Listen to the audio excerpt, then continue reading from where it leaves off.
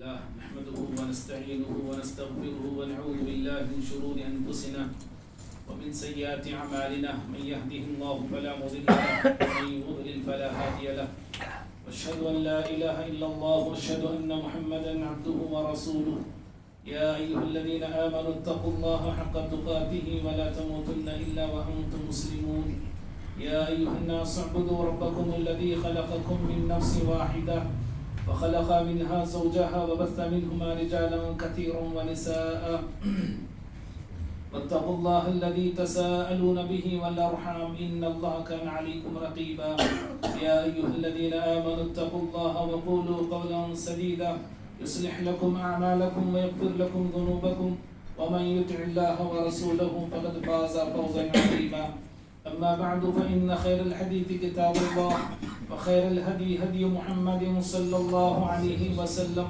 وشر الأمور محدثاتها وكل محدثة بدعة وكل بدعة ضلالة وكل ضلالة في النار أعوذ بالله من الشيطان الرجيم بسم الله الرحمن الرحيم إن أول بيت وضع للناس للذي ببكة مبارك وهدى للعالمين ہر قسم کی حمد و ثنا بڑائی بزرگی کبریائی اللہ تعالیٰ کے لیے ہے. درود و سلام ہو تمام نبیوں پر خصوصاً میرے اور آپ کے نبی احمد مجتبی محمد مصطفیٰ صلی اللہ علیہ وسلم کی ذات گرامی پر. اللہم صلی وسلم وبارک علی نبینا محمد. محترم حاضرین جمعہ، ابھی خطبہ مسنہ کے بعد سورہ آل عمران سورہ نمبر 3 کی آیت نمبر 90 پر 6 آپ کے سامنے پڑھا ہوں. اللہ رب العالمین نے اس آیت میں بتایا کہ روئے زمین کا سب سے پہلا گھر کون سا ہے اور کہاں ہے. اللہ تعالیٰ نے فرمایا ان اول بیت وضع للناس، کہا کہ بے شک پہلا گھر جو انسانوں کے لیے بنایا گیا ہے للذی ببکہ، وہ وہی ہے جو بکہ میں یعنی مکہ میں ہے. اور وہ گھر کیسا ہے؟ کہا بڑا ہی بابرکت ہے. وہدی للعالمین، اور ساری دنیا کے لیے ہدایت کا ایک سر چشمہ ہے. امام بغوی رحمہ اللہ اس آیت کے شان نزول کو بیان کرتے ہوئے کہتے ہیں یہودیوں کا یہ دعویٰ تھا. یہودی یہ کہتے تھے کہ روئے زمین کا سب سے فضیلت والا گھر اور سب سے عظیم اور قدیم گھر بیت المقدس ہے. اور مسلمان کہتے تھے کہ فضیلت والا گھر تو خانہ کعبہ ہے. اللہ تعالیٰ نے یہ آیت نازل فرمایا، اور یہ آیت نازل کر کے اللہ تعالیٰ نے بتا دیا کہ روئے زمین کا سب سے مقدس، سب سے افضل اور سب سے عظیم اور قدیم گھر خانہ کعبہ ہے. بھائی اس آیت کی روشنی میں بنیادی طور پہ دو باتیں سمجھنی ہیں. پہلی بات تو یہ ہے کہ انسانی تاریخ جتنی پرانی ہے، انسان کی ہسٹری جتنی پرانی ہے، اس سے کئی زیادہ پرانی تاریخ مسجد کی ہے. اس لیے ایک قول یہ آتا ہے، امام طبری ایک قول نقل کرتے ہیں کہ خانہ کعبہ کو سب سے پہلے فرشتوں نے تعمیر کیا. تو سوچیں، آپ اندازہ لگا سکتے ہیں کہ انسان جتنا پرانا ہے اس سے بھی زیادہ پرانی مسجد ہے، اللہ کا گھر ہے. پہلی بات تو یہ. اور دوسری بات جو اس آیت میں یہ بتائی گئی وہ یہ ہے کہ مسجد کا مقصد کیا ہوتا ہے. کَأُضِیَ لِلنَّاسِ، مسجدیں بنائی جاتی ہیں انسانوں کے لیے بنائی جاتی ہیں، ان کی تربیت کے لیے، ان کی رہنمائی کے لیے، ان کی رہبری کے لیے. اور رشد و ہدایت کا سامان گویا کہ مسجدوں سے تقسیم ہوتا ہے. تو انسانیت کے لیے مسجدیں تعمیر کی جاتی ہیں تاکہ انسان یہاں آئے، اپنے رب کی عبادت کرے، اپنے رب کی بندگی کرے اور اپنے روح کو سکون پہنچائے. معلوم یہ ہوا کہ انسان کی فلاح، انسان کی نجات اور انسان کی حقیقی سکون، انسان کا حقیقی اقرار مسجدوں سے جڑنے میں ہے. اس لیے کہ انسان کے آنے سے پہلے رب العالمین نے روئے زمین پہ اپنا گھر بنایا تھا تاکہ انسان اپنے اللہ کے اس گھر سے جڑ جائے، اللہ کے اس گھر سے اپنا رشتہ بنا لے اور جس قدر اللہ تعالیٰ کے گھر سے ایک انسان کا رشتہ ہوتا ہے، حقیقی سکون اسے ملتا ہے، حقیقی قرار اس کو ملتا ہے، حقیقی چین اس کو نصیب ہوتا ہے. جیسے ایک مچھلی کو پانی سے قرار ملتا ہے، ایک مچھلی کو پانی سے سکون ملتا ہے، ایسے ہی ایک مومن کو حقیقی سکون مسجد ہی سے ملا کرتا ہے. اسی لیے پیارے نبی صلی اللہ علیہ وسلم اسلامی سلطنت کی بنیاد، اسلامی ریاست اور اسلامی معاشرے کی بنیاد آپ نے مدینہ جانے کے بعد رکھی. ہم سب جانتے ہیں مدینہ پہنچے، ہجرت کیے، ایک چھوٹی سی سلطنت کی بنیاد آپ نے رکھی، ایک چھوٹی سی ریاست کی بیج آپ نے ڈالی، اور اس ریاست کا آغاز آپ نے مسجد سے کیا ہے. سمجھ رہے؟ اس ریاست کی شروعات آپ نے مسجد سے کی ہے. آپ ریاست قائم کر رہے، کوئی بڑا قلعہ آپ نے سب سے پہلے تعمیر نہیں کیا، فصیلیں دیواریں مدینے کے چاروں طرف آپ نے نہیں کھڑا کر دی، بلکہ آپ نے اپنی اس اسلامی ریاست کی بنیاد اور سلطنت کی بنیاد جو شروع کی نا، وہ مسجد سے کی ہے. اور ہم جانتے ہیں کہ مدینہ آنے کے بعد سب سے پہلا کام پیارے نبی صلی اللہ علیہ وسلم کا مسجد کی بنیاد کا تھا. کیا معلوم ہوا؟ مسجد کی بنیاد رکھ کے پیارے نبی صلی اللہ علیہ وسلم نے گویا کہ سبق دیا ہے، انسانوں کو یہ بتایا ہے کہ جس سماج کا رشتہ مسجد سے مضبوط ہوتا ہے، جس معاشرے کا رشتہ مسجد سے مضبوط ہوتا ہے، جس بستی کا رشتہ مسجد سے مضبوط ہوتا ہے نا، وہ سماج مضبوط ہوتا ہے، وہ معاشرہ مضبوط ہوتا ہے، وہ بستی مضبوط ہوتی ہے. اور جس سماج اور معاشرہ اور بستی والوں کا رشتہ مسجد سے کمزور ہوتا ہے، وہ معاشرہ بھی کمزور ہوتا ہے، وہ سماج بھی کمزور ہوتا ہے، وہ بستی بھی کمزور ہوتی ہے. اگر یقین نہیں آتا تو ہم سب اپنے اپنے حالات کا جائزہ لے کے دیکھ سکتے ہیں کہ ہم آج کتنے کمزور ہیں اور کتنے دبے ہوئے ہیں. بھائیوں، مسجد سے جو ہمارا رشتہ ہے، ایک ایمان والے کا رشتہ مسجد سے صرف جسمانی نہیں ہوتا ہے بلکہ روحانی رشتہ ہوتا ہے. مسجدوں سے روح کی غذا تقسیم ہوتی ہے، مسجدوں سے روح کی غذا جو ہے دی جاتی ہے، مسجدوں میں روح کو تازگی ملتی ہے، مسجدوں سے روح کو تقویت ملتی ہے، مسجد میں آنے سے روح کے اندر ایک الگ سے قوت پیدا ہو جاتی ہے. اور جہاں مسجد سے ہمارا جسمانی تعلق ہے، روحانی تعلق ہے، وہیں پر اور جسمانی اور روحانی سے بڑھ کے مسجد سے ایک مومن کا رشتہ ایمانی ہوتا ہے. ایمانی رشتہ ایک مسلمان کا مسجد سے ہوتا ہے. یہاں ایمان کی تجدید ہوتی ہے، ایمان اثر نو پھر سے زندہ ہوتا ہے، ایمان کے اندر ایک تازگی پیدا ہوتی ہے، ایمان کے اندر ایک حرارت پیدا ہوتی ہے، ایمان کے اندر ایک اہل ایمان کے ایمان میں ایک شان، ایک جان مسجد کو آنے سے پیدا ہوتی ہے. آپ خود مسجد میں نماز پڑھ کے دیکھ لیں، گھروں میں نماز پڑھ کے آپ دیکھ لیں. ایک شخص ہے، ایک ہفتہ بھر آپ گھر میں نماز پڑھیے، ایک ہفتہ بھر آپ مسجدوں میں نماز پڑھ کے دیکھیے، دونوں نمازوں کی کیفیت آپ خود محسوس کریں گے. دونوں نمازوں کی کیفیت میں آپ کو جو فرق آپ کو معلوم ہوگا، اور آپ کے اندر ایمانی جو چنگاری موجود ہے اس کی شان بھی آپ کو پتا چلے گی. مسجد گھر میں پڑھنے سے ایمان کیسے ہوتا ہے اور مسجد میں آ کے پڑھنے سے ایمان کے اندر کیسی حرارت آتی ہے. اور بھائیوں، جہاں یہ ہمارا رشتہ ہے مسجدوں سے، جب ہم سے غفلتیں ہوتی ہیں نا، جب ہم سے نافرمانیاں ہوتی ہیں، جب ہم اللہ رب العالمین کے زمین پہ بغاوت کرنے لگتے ہیں، اللہ تعالیٰ کی زمین پہ تھوڑا سامنے سرکشی کرنے لگتے ہیں، تو اللہ تعالیٰ ایسے دشمنوں کو ہم پہ لگا دیتا ہے. ان کے بہت سارے جو ہتھ کنڈے ہوتے ہیں، دشمنوں کے جو بہت ساری سازشیں ہوتی ہیں نا، اسلام کو، مسلمانوں کو تباہ کرنے اور بٹھانے کے لیے، ان میں سے ایک سازش دشمنوں کی ہمیشہ سے یہ رہی ہے کہ وہ مسلمانوں کا رشتہ مسجد سے توڑنے کی کوشش کرتے ہیں. مسلمان کا رشتہ مسجد سے ختم ہو جائے، مسلمانوں کا تعلق مسجد سے نہ رہے، ان کی مسجدوں کو اجاڑ دیا جائے، ان کی مسجدوں کو تباہ کر دیا جائے، ان کی مسجدیں ان سے چھین لی جائے، تاکہ مسلمان اپنے مرکز سے نہ جڑے. یہ مرکز ہے، یاد رکھنا، یہ مساجد، یہ مراکز ہے ہمارے.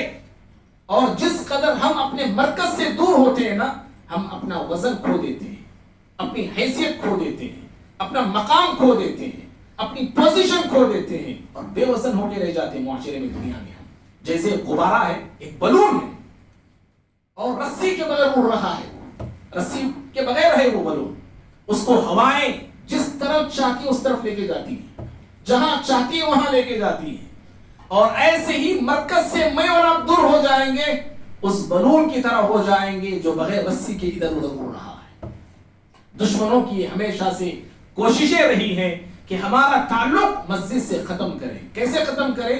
یہ ہمیں دور کر دیتے ہیں، ہمیں خود دنیا کے فریب میں لگا دیتے ہیں، دنیا کے مساکل میں لگا دیتے ہیں، دنیا کے مشاغل میں لگا دیتے ہیں، یا نہیں تو ہماری مسجدوں پہ اٹھا کر ڈالتے ہیں۔ کیسے؟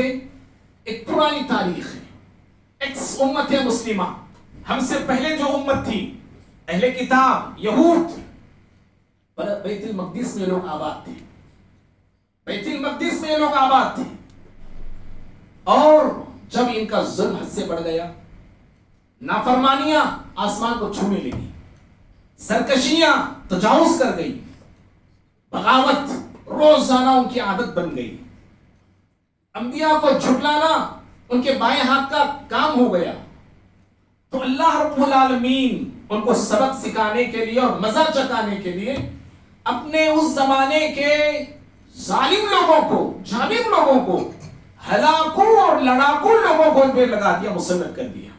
قرآن کے الفاظ سورہ بنی اسرائیل کے عبادا لنا اولی باس شدید، یہ نہیں عباد ہی نہیں کہا، یہ میرے بندے ہیں، کہا ہمارے بندے ہی، ہمارے بندوں میں سے چند ظالم بندوں کو ہم نے ان پہ مسلط کر دیا، جو کیسے تھے؟ کہا سخت لڑاکو، سخت ترین لوگ، شدید ترین لوگ، ایسے لوگوں کو اللہ تعالیٰ نے ان پہ مسلط کیا، اور یہ مسلط ہوئے۔ تاریخ کے الگ الگ الفاظ آتے ہیں، بخت نصر کہا جاتا ہے کہ اس ایسے ظالم بادشاہ کو ان پہ لگا دیا گیا، ان کو بے دریغ قتل کیا، اس نے بے انتہا خون کیا، اس نے ان کے نوجوانوں کو غلام بنا لیا، ان کی عورتوں کو لونڈیاں بنا لیا، قیدی بنا لیا، اور بنا کے لے کے چلے گا ان کو بابل کی طرف۔ کئی سال وہیں پڑے رہے، روتے رہے، بلکتے رہے، بلبلاتے رہے، تڑپتے رہے، گڑ گڑاتے رہے، اللہ سے دعائیں کرتے رہے۔ اللہ نے ان پہ رحم کیا، پھر حالات بدلے، پھر وہ لوگ کئی سالوں کے بعد بیت المقدس آ کے آباد ہوئے، چند سال ٹھیک رہے، پھر وہی پرانی روش، نافرمانی والی روش، بغاوت والی روش، یحییٰ علیہ السلام کو ان ظالموں نے قتل کر دیا، انبیاء کو قتل کرنے لگے، صالحین کو قتل کرنے لگے، نیکی کا حکم دینے والے یأمرون الناس بالقسط، سورہ آل عمران میں اللہ نے کہا جو بھی انسان نیکی کا حکم دیتا تھا اس کو ختم کر دیا کرتے تھے۔ جب ایسی ان کی نافرمانیاں حد سے زیادہ ہو گئیں تو اللہ نے دوسری مرتبہ ان پہ پھر سے ایک ظالم ٹائٹس کو اللہ نے مسلط کر دیا، جو اس نے اینٹ سے اینٹ ان کی بچا کے رکھ دیا۔ بے انتہا اس نے بھی ظلم کیا، بے انتہا ان کا خون بہایا، ان کے مالوں کو لوٹا، ان کی بستیوں کو اجاڑا، اور ان کے ہنسی خوشی زندگی کو تہس نہس کر کے رکھ دیا۔ بھائیوں، یہ مختصر سا واقعہ، اس واقعے سے 2-3 پیغامات مجھے آپ کو دینے ہیں۔ ایک تو یہ کہ قرآن کے الفاظ پہ ذرا غور کرنا ہے۔ قرآن نے کہا جو پہلا جو بخت نصر آیا، جو دوسرا ٹائٹس ظالم بادشاہ آیا، دونوں نے کیا کیا جانتے ہیں؟ جہاں انسانوں کو مارا، جہاں انسانوں کو قتل کیا، قرآن کے الفاظ ہیں ان کی عورتوں تک کو نہ بخشا انہوں نے۔ فجاسوا خلال الدیار، اللہ کہتا ہے یہ لوگ گھروں میں داخل ہو جاتے تھے۔ جوس بولتے ہیں کہ بغیر کسی روک کے گھر میں داخل ہو جانے کو، کوئی روکنے والا نہیں تھا ان کو، کوئی پوچھنے والا نہیں تھا کہ آپ کیوں جانے، آپ گھر میں عورتیں ہیں، گھروں میں کیوں داخل ہوتے، کوئی پوچھنے والا نہیں تھا، بغیر کسی روک اور ٹوک اور بغیر کسی خوف کے گھر میں داخل ہو جاتے تھے، عورتوں کی عزتوں کو نوچ دیتے تھے، جس عورت کو چاہتے اپنی حوث کا لقمہ بنا لیتے تھے۔ ایسے حالات ان پہ گزرے۔ اور دوسری بات جو قرآن کے الفاظ میں کہ اللہ تعالیٰ نے جن ظالموں کو بھیجا نا، یہ ظالم صرف انسانی بستیوں کو اجاڑے نہیں، اللہ کے گھر کی حرمت کو بھی پامال کیا انہوں نے۔ اللہ کے گھروں میں گھس گئے، بیت المقدس میں داخل ہو گئے، مسجد اقصیٰ کو اجاڑا، مسمار کیا، تباہ کیا، برباد کیا، اور یوں سمجھو گویا کہ بنو اسرائیل کا تعلق اور رشتہ انہوں نے مسجد سے ختم کر کے رکھ دیا، مسجد کو توڑ دیا۔ تیسری بات جو اہم بات ہے وہ یہ ہے کہ اگر امت مسلمہ یک امت مسلمہ ہو یا یہ امت مسلمہ ہو، اگر امت مسلمہ پٹری سے ہٹتی ہے جیسے کہ پہلے کے لوگوں نے پٹری سے ہٹا، اگر امت مسلمہ پٹری سے ہٹتی ہے پھر اللہ تعالیٰ غیر مسلموں پر غیر مسلموں کو پھر مسلط کر دیتا ہے۔ کیسے مسلط کرتا ہے؟ جیسے ان یہودیوں پہ غیر مسلموں کو مسلط کیا، بہت نصر غیر مسلم تھا، غیر مسلموں کو اللہ مسلط کر دیتا ہے۔ اور بھائیوں اس واقعے کو سامنے رکھے اپنے ملک کے حالات پر ذرا نظر ڈالنا، ہمارے ملک کے حالات پر نظر ڈالیے کہ یہاں اس ملک پر ہمارا راج تھا نا، ہماری حکومتیں تھیں، ہمارے نواب تھے، ہمارے راجا مہاراجا تھے، ہماری بڑی چھوٹی سلطنتیں ریاستیں قائم تھی، ہمارا طوطا بولتا تھا اس ملک میں، ہمارا راج ہوتا تھا اس ملک میں۔ لیکن ہوا کیا؟ جب مسلمانوں میں عقیدے کا بگاڑ آیا، اعمال کا بگاڑ آیا، اعمال میں بگاڑ پیدا ہوا، اخلاق میں بگاڑ پیدا ہوا، عبادات میں بگاڑ پیدا ہوا، تو اللہ رب العالمین نے اس امت مسلمہ پر، ہندوستانی خاص طور پہ مسلمانوں پر،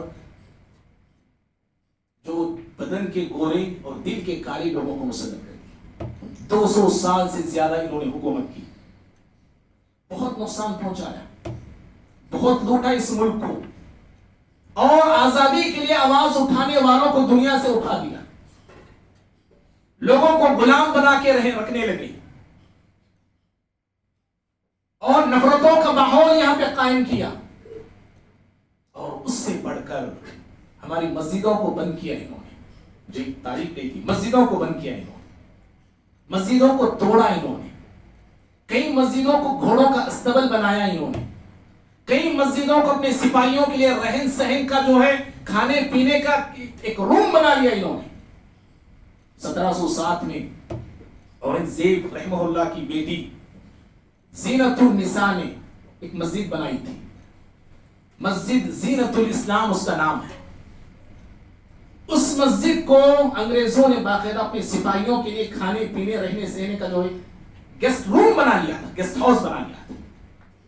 وہاں اس زمانے کے ایک حاجی صاحب تھے، انگریزوں سے باقاعدہ لڑے پوچھتے رہے، انگریزوں کو دوسری زمین دے کے انہوں نے اس مسجد کو چھڑایا، اور آج بھی یہ مسجد الحمدللہ آباد ہے۔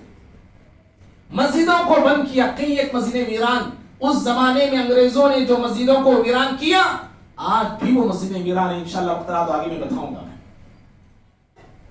معزز بھائیوں، جب پھر ملک آزاد ہوا، آزاد ہو کے بھی پھر ہمیں غلام بنا لیا گیا، اور ایسے ہاتھوں یہ ملک آیا جو بدن کے بھی کالے ہیں، دل کے بھی کالے ہیں، دونوں طرح سے کالے ہیں، اور جہاں ان کی بے انتہا ظلم ہوئی، زیادتیاں ہوئی مسلمانوں پہ، فسادات ہوئے، بہت سارا نقصان پہنچایا مسلمانوں کو، وہیں پر کئی ایک مسجدوں کو یہ لوگ بھی نقصان پہنچا رہے ہیں۔ یہی وہ تاریخ ہے، آج کی تاریخ 6 دسمبر 1992 میں مسجد بابر کو شہید کر دیا گیا، اور اس کی پلاننگ لگ بھگ 50 سال پہلے سے ہونے لگی تھی۔ 1940 پر 9 کی رات میں چند مورتیوں کو لا کے اس مسجد میں رکھ دیا گیا، 1940 پر 9 میں۔ تب سے مسجد جو لاکھ ہے وہ لاکھ ہی رہی، بند جو تھی وہ بند ہی رہی، اور آخر کار 1990 پر 2 میں تاریخ کہتی ہے کہ 70,000 یا 1.5 لاکھ کے قریب دہشت گردوں کا ایک ٹولہ آیا، ایک بڑی جماعت آئی، شر پسند لوگ آئے، اور دن کے 12 بجے سے مسجد کو جو گرانے لگے، توڑنے لگے، پھوڑنے لگے، شام ہوتے ہوتے پوری مسجد کو جو زمین کے برابر کر دیا۔ اللہ جن کو ہدایت دیا اللہ انہیں معاف کرے، جو اس شر پسند کاموں میں شریک تھے اللہ تعالیٰ ان لوگوں کو ہدایت دے، اگر وہ ہدایت نہیں چاہتے ہیں تو رب العالمین انہیں تباہ کرے، آمین۔ اور بھائیوں، پھر مسجد مسمار ہو گئی 2019 میں، ہم سب جانتے ہیں 2019 नवंबर ही में मौजूदा पार्टी ने जजों से तालमेल रखा और फैसला अपने हक में करा दिया। फैसला आया कि ये जमीन गैरों को दे दी जाएगी। उस दिन फैसले से हम सब जानते होंगे कि दुनिया, हिंदुस्तान के सारे मुसलमान बड़े रंजीदा थे, बड़े गमज़दा थे और आज भी हैं और रहना भी चाहिए। भाइयों, जब ये फैसला आया, हमने ये समझा कि शायद एक मस्जिद पे बात खत्म हो जाएगी, लेकिन बात एक मस्जिद पे खत्म नहीं हो रही है। कई एक मसाजिद इनके आज भी निशाने पे। उसी जमाने में, उसी दौर में ये नारा उन्होंने लगाया था जब बाबरी मस्जिद का मसला वो लोग छेड़ रहे थे। उसी वक्त उन्होंने नारा छोड़ा था, अयोध्या अयोध्या सिर्फ एक झांकी है, काशी मथुरा बाकी है। ये नारा उन्होंने उस टाइम दिया था। और आज ज्ञानवापी मस्जिद वन अदालत में चल रहा है उसका मसला। अभी नवंबर में यूपी की संबल शाही जामे मस्जिद वो भी इनकी नजरों में आ चुकी है। और एक वकील कहता है कि हिंदुस्तान में ऐसे 900 मस्जिदें हैं जो मंदिरों को तोड़ने बनाया गया था।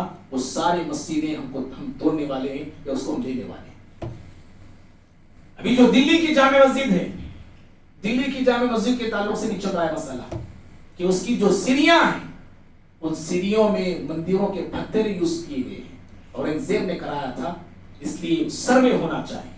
हालांकि तारीख बताती है कि इस मस्जिद को बनाने वाला औरंगजेब नहीं बल्कि शाहजहां थे। भाइयों, 1991 में कानून पास किया गया है कि 1940 पर 7 से पहले जितनी मस्जिदें हैं या मंदिर हैं, उनका भी हमारा भी, बाबरी मस्जिद को छोड़ के जितनी मस्जिदें या उनके इबादत खाने हैं, किसी भी मस्जिद को, उनके इबादत खाने को छेड़ा नहीं जाएगा। 1990 पर एक कानून बनाया गया है, जो मस्जिद है वो मस्जिद ही रहेगी और उसको बदला नहीं जाएगा। जो उनका इबादत खाना है वो इबादत खाना ही रहेगा, उसको छेड़ा नहीं जाएगा। लेकिन ये कानून बनाए जाने के बाद भी, और इनका मसाला कैसे जानते हैं, कानून बनाते भी यही है, कानून बिगाड़ते भी यही है। और लाकानूनियत ही इनका कानून है। कोई कानून पे चलना नहीं इनका कानून है। लेकिन फिर भी ये जुल्म, सितम, फसाद, दंगे, मसाजिद पर नजरें जमाना आज भी इन्होंने नहीं छोड़ा है। भाइयों, इन हालात में हमारी क्या जिम्मेदारियां बनती हैं, जिम्मेदारियों की तरफ इशारा करके बात में खत्म करता हूं। भाइयों, हमारी मस्जिदें ही मसला नहीं, हमारे औकाफ, सिविल कोड के मसाइल, हमारे जानी मसाइल, हमारे माली मसाइल, कई एक मसाइल से हम जूझ रहे हैं। इन सारे हालात को याद रखिए, देखकर हम सबको पहली बात तो ये है, घबराना नहीं है, घबराना नहीं है, डरना नहीं है। क्यों? इसलिए कि हालात हमें जगाने के लिए आते हैं, हालात हमें आगाह करने के लिए आते हैं, हालात हमें बेदार करने के लिए आते हैं, और हालात हमें और उभारने के लिए आते हैं। जो दबता है वही उभरता है, जो दबता है वही उभरता है, जो शिकस्त खाता है आगे चल के वही फातिह बनता है। हालात से कभी घबराना नहीं। और दूसरी बात, हालात से कभी मायूस नहीं होना। जंग उहद का नक्शा देखो, 70 सहाबा शहीद हो गए, कई जख्मी हो गए, खुद प्यारे नबी सल्लल्लाहु अलैहि वसल्लम जख्मी हो गए। अल्लाह रब्बुल आलमीन ने मुसलमानों को, सहाबा को हिम्मत दी, हौसला दिया। नुकसान हो गया है, शहीद हो चुके हैं हजरात सहाबा, प्यारे नबी सल्लल्लाहु अलैहि वसल्लम जख्मी है, लुटा पिटा ये काफिला मदीने की तरफ रमा दवा है। कुरान की आयतें नाजिल होती हैं, वला तहज़नु वला तहीनु वला तहज़नु व अंतुमुल आलऊन। कुरान इस तरह हिम्मत देता है, हौसला देता है, नुकसान भी हो जाए, दबाया भी जाए, कुचला भी जाए, एक मुसलमान को, एक मोमिन को कभी मायूस नहीं होना चाहिए।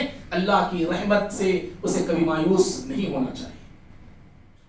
और भाइयों, तीसरी बात यह है, हालात जो बिगड़ रहे हैं, कभी याद रखो, हर आने वाली खबर को आप सही नहीं मान लेना, क्योंकि झूठों का दौर है, झूठों का जमाना है। झूठ रोडों पे बिक रहा है, सड़कों में बिक रहा है, रोजाना झूठ छप रहा है, रोजाना झूठ एक दूसरे को जो है फॉरवर्ड किया जा रहा है। اسی لیے ہر آنے والی خبر کو سچ مان لینا اور ہر آنے والی خبر کو دیکھ کے گھبرانا اور دوسروں کو بھی گھبراہٹ میں مبتلا کرنا، یہ ہمارا کام نہیں ہونا چاہیے۔ اور بھائیوں، چوتھی بات وہ یہ ہے کہ ہم مسلمان اپنا تعلق اللہ کے گھروں سے جوڑے، اپنا رشتہ اللہ تعالیٰ کے گھروں سے جوڑے، اپنا تعلق اللہ کے گھر سے جتنا ہم مضبوط بنائیں گے نا، میرا آپ کا ایمان اتنا ہی مضبوط بنے گا انشاءاللہ۔ میرے آپ کے ایمان کی حفاظت اللہ کے گھروں میں ہوتی ہے۔ ایک تحفظ ایمان کا یہ ذریعہ ہے، یہ مساجد ہے، ایمان یہاں محفوظ ہوتا ہے۔ اپنے تعلق کو اللہ کے گھروں سے مضبوط بنائیے۔ انما یعمر مساجد اللہ من آمن باللہ والیوم الآخر، سورہ توبہ میں اللہ نے کہا 9ویں سورت آیت نمبر 18 میں، مسجدوں کو آباد وہ کرتے ہیں، مسجدوں سے تعلق وہ لوگ رکھتے ہیں جن کا ایمان اللہ کی ذات پہ ہوتا ہے، جن کا بھروسہ اللہ کی ذات پہ ہوتا ہے۔ تو مسجدوں سے اپنے تعلق کو مضبوط بنائیے۔ آج مسجدیں ویران ہیں، مسجدیں خالی ہیں۔ کیسے خالی ہیں؟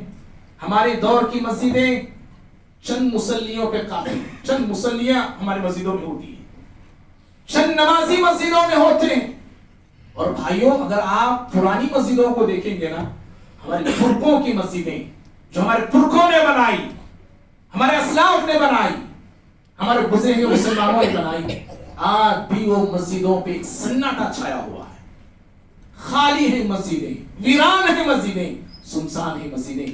2-3 مسجدوں کی طرف میں اشارہ آپ کو دے کے بات ختم کرنے کی کوشش کرتا ہوں۔ ایک مسجد 1190 میں ہمارے اس ملک دلی کے شہر میں قطب الدین ایبک نے ایک مسجد بنائی تھی۔ 1190 کی بات کر رہا ہوں، 1190 میں قطب الدین ایبک نے، جس کا قطب مینار بڑا مشہور ہے پوری دنیا میں، سمجھ رہے؟ نام سنا ہوا قطب مینار کا؟ آج یہ مسجد جو ہے کھنڈر کا شکل اختیار کر رہی ہے۔ اور پھر 1380 پر 7 میں فیروز شاہ تغلق کے زمانے میں بیگم پور میں ایک مسجد بنائی گئی۔ بڑی پیاری مسجد ہے، بڑی پیاری مسجد ہے۔ آج مسجد ویران ہے۔ اسی زمانے میں لوگ زندگیاں جی رہے تھے، مسجد میں آ کے زندگیاں گزار رہے تھے، جانوروں کو باندھنے کی۔ اسی زمانے، انگریزوں کے زمانے میں مسلمانوں کا تعلق مسجد سے ایسے ہو گیا تھا۔ اور فیروز شاہ تغلق ہی کے زمانے میں ایک اور ایک مسجد بنائی گئی۔ مسجد کا نام کھڑکی والی مسجد ہے، کھڑکی مسجد۔ اس مسجد کے کئی کھڑکیاں ہیں، یہ بھی بڑی پیاری مسجد ہے۔ آج یہ مسجد بھی ویران ہے۔ سمجھ رہے ہیں؟ اور اسی طرح سے بھائیوں، کابلی باغ مسجد 1527 عیسوی میں بنائی گئی۔ بابر نے ہندوستان پر جب اپنی حکومت شروع کی تو اس نے ایک مسجد بنائی، بابری مسجد سے 1 سال پہلے کی مسجد بول رہا ہوں میں۔ 1528 میں بابری مسجد بنائی گئی، 1527 میں یہ مسجد بنائی گئی ہے، کابلی باغ مسجد، ان کی بیوی کے نام پہ یہ مسجد ہے۔ اتنی پیاری ہے مسجد یہ بھی، اللہ اکبر۔ آپ نیٹ پہ جا کے دیکھیں، آپ ماریں گے، آپ گوگل یوٹیوب پہ آج اس کے صحن میں بچے کرکٹ کھیل رہے ہیں۔ بڑی پیاری مسجد ہے، ویران ہے مسجد ہے۔ اسی طرح سے ہمایوں کے زمانے میں ایک مسجد بنے گی، جمالی کمالی مسجد کا نام ہے، وہ مسجد بھی آج ویران ہے۔ مغلیہ سلطنت کے آخری بادشاہ بہادر شاہ ظفر اپنے محل کے آخر میں ایک چھوٹی سی مسجد بنائی، سنگ مرمر کی، موتی مسجد اس کا نام ہے، وہ مسجد بھی آج ویران ہے۔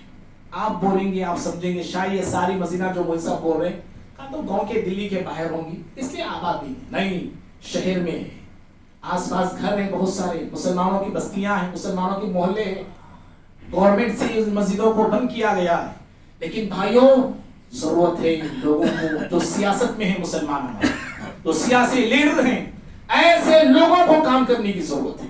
ان مسجدوں کو کیسے کھلوایا جا سکتا ہے، ان مسجدوں میں پھر دوبارہ کیسے نماز ادا کی جا سکتی ہے، اس کے جو راستے ہیں ان راستوں کو اپنانے کی ضرورت ہے آج۔ تو بہرحال اپنی مسجدوں کو آباد بنائیے، اپنی مسجدوں کو آباد کیجیے۔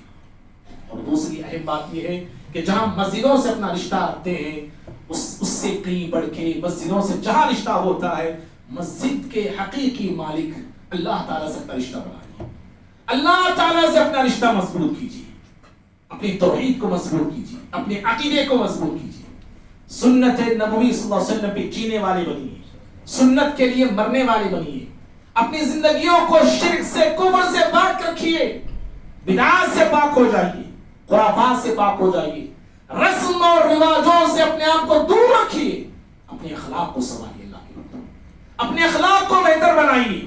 اور آج جو ووٹ بینکنگ کے لیے جو کام ہو رہا ہے نا، ان میں ایک بہت بڑا کام ہے نفرتوں کی بیج کو ڈالنا۔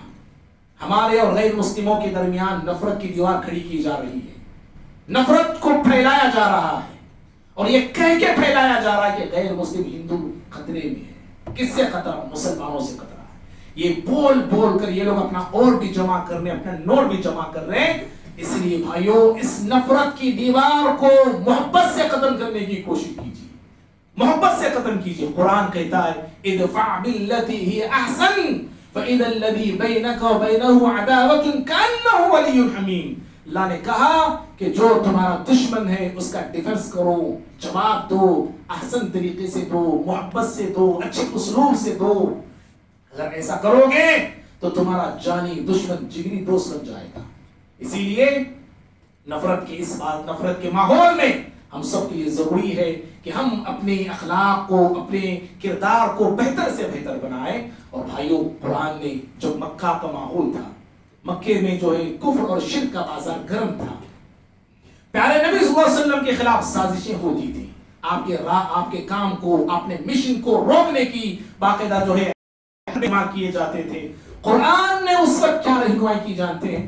قرآن نے اس وقت پیارے نبی کو، صحابہ کو یہ دعوت دی، اپنے اخلاق کو اچھے بنائیے، اپنے کردار کو اچھے بنائیے۔ سورہ بلد میں اللہ نے اس کا نقشہ کھینچا ہے، پیارے نبی صلی اللہ علیہ وسلم کو، آپ کے صحابہ کو اللہ نے یہ طریقہ بتایا ہے کہ اس ماحول میں، کفر اور شرک کے ماحول میں، جہاں آپ کے مشن کو روکا جاتا ہے، آپ کی آواز کو دبایا جاتا ہے، اے پیغمبر آپ کو ان طریقوں کو اپنانا چاہیے کہ آپ غریبوں کو کھلائیے، بھوکوں کو کھلائیے، آپ محتاج لوگوں کی آپ مدد کیجئے۔ اگر اس طرح کے کام ہم بھی اپناتے ہیں تو یاد رکھیے بہت حد تک ہم جو ہے نفرت کو دبانے والے اور نفرت کو مٹانے والے بن سکتے ہیں۔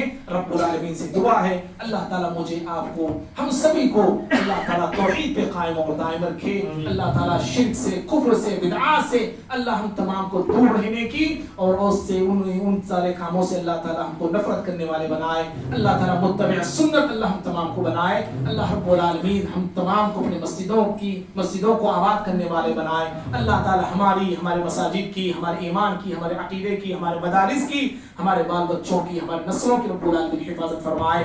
ظالموں کے جو حربے ہیں، ظالموں کی جو سازشیں ہیں، اللہ تعالیٰ ان کو اپنی سازشوں میں ناکام فرمائے۔ اللہ رب العالمین مسلمانوں کو فاتح بنائے۔ اللہ رب العالمین اس ملک پر پھر اسلامی پرچم لہرے، اللہ رب العالمین ایسی مدد فرمائے، آمین۔ قولي هذا استغفر الله لي ولكم ولسائر المسلمين من كل ذنب فاستغفروه انه هو الغفور الرحيم۔